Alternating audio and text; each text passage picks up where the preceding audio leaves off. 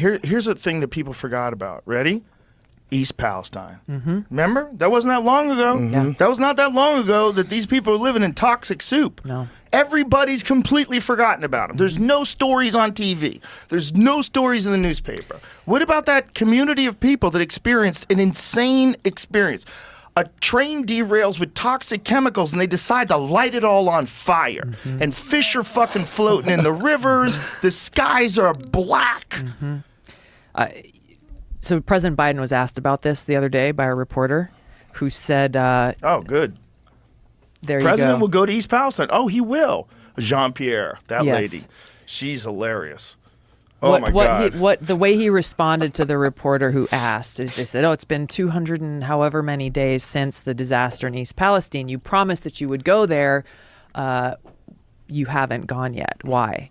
And the president basically said, well, I haven't had time. Wow.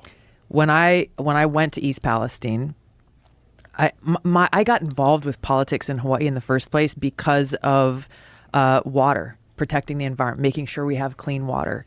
And so the challenges people on Maui are facing with water, the challenges people in East Palestine are facing, it was such a huge toxic disaster. But when I was there, they were saying the effects of this disaster won't fully be known for a while because the toxins at that time they were being told the water's clean. It's fine. It's safe. In the days after the disaster in East Palestine, people there are smart enough to know, well, the water hasn't seeped down through the soil and into our groundwater sources for those tests to be accurate.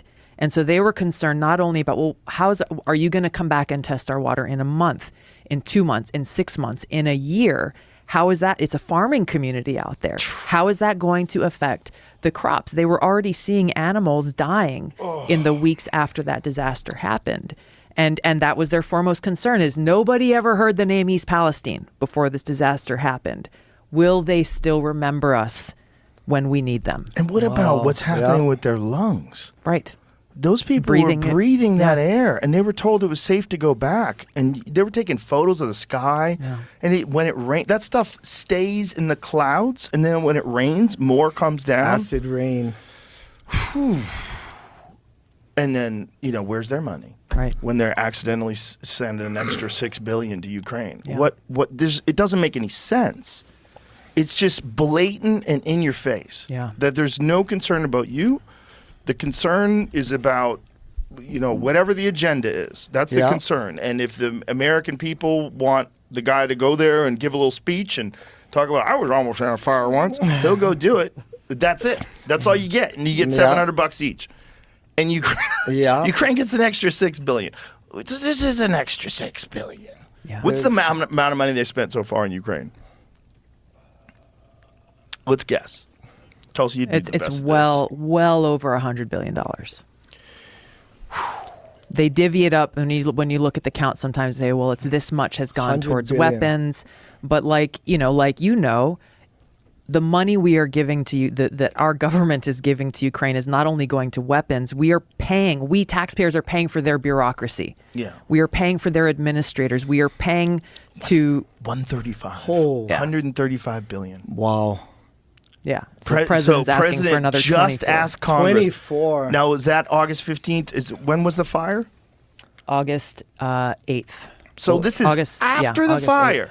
He's asking Congress for $24 billion for the war in Ukraine and $0 for Maui. And 10% for the big guy.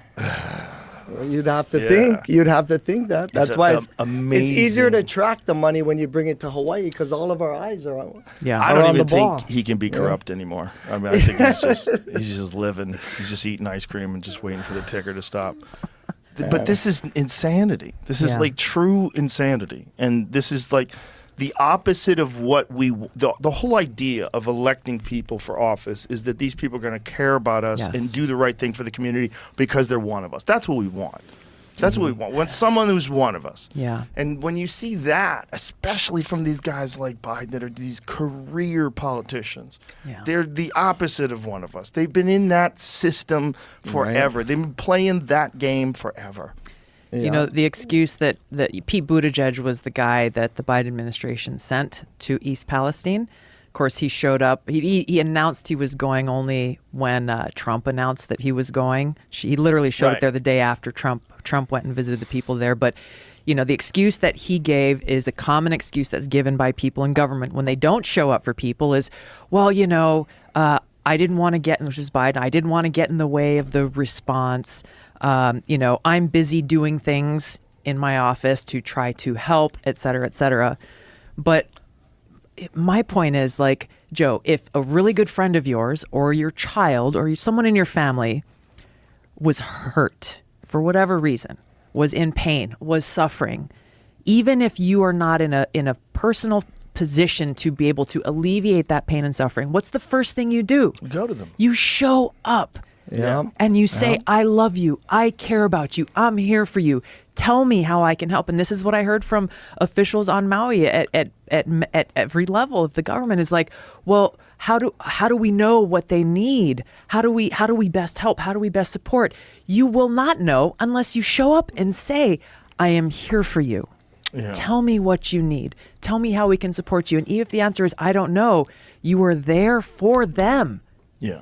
And that's what matters. That like, if you care, no one should have to tell you to do this. Right. Because it's how long did instinct. it take him? How long did it take him to come down and finally?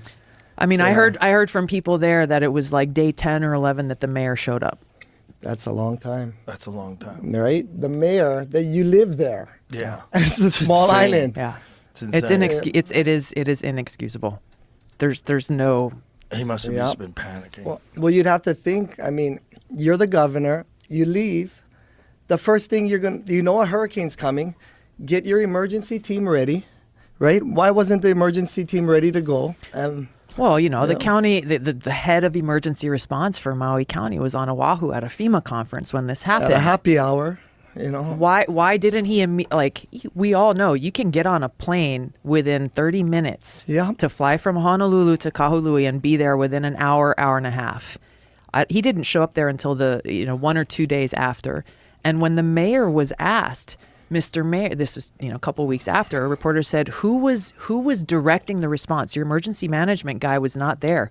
Who was the person making decisions in the hours after the wildfire? The mayor said, I don't know. I don't know. And what about the guy sounding the alarm? Now he resigns. Well, does that mean he's not going to be criminally charged for criminal negligence? And I mean, you're talking 1,000 people.